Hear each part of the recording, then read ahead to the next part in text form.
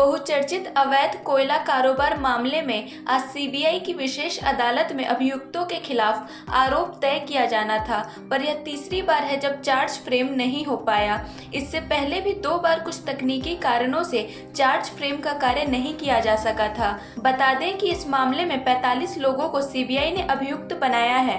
शनिवार को सीबीआई की विशेष अदालत ने अभियुक्तों को डिस्चार्ज पिटीशन फाइल करने की छूट दी। बताते चले कि यह 1300 करोड़ रुपए के कोयला तस्करी का मामला है। আজকে চার্জ ফ্রেম গঠন করানো গেল না, কারণ জজ সাহেব একটা সময় দিলেন যে কেউ যদি তাদেরকে ডিসচার্জ পিটিশন করতে চায় তাদেরকে সময় দেওয়া হলো যে তারা যেন চার্জ ফ্রেমিংয়ের একটা ডেট ফিক্স করেছেন 14/11-তে, তার আগে যেন বা সেই দিনে যেন একটা ডিসচার্জ পিটিশন দেন। লিকুইডেশনের ব্যাপারে একজন একটা হিয়ারিং ছিল, তারাও একটা পিটিশন করেছিল, সেটা জজ সাহেব অর্ডার দেওয়ার জন্য 21 তারিখে রেখেছেন।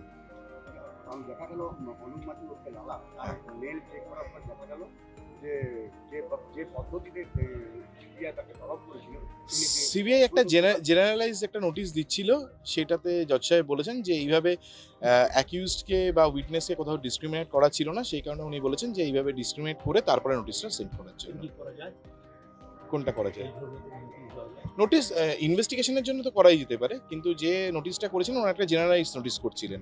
ওনারা কোথাও ক্যাটাগরিক্যালি মেনশন করেননি যে ইনি অ্যাকিউজ না কে উইটনেস, সেইভাবে মেনশন করেন। ওনারা একটা জেনারেলাইজ নোটিশ পাঠাচ্ছিলেন, সেই কারণে জজ সাহেব বলেছেন যে না, নোটিশে কোনো পারপাস বলা ছিল না।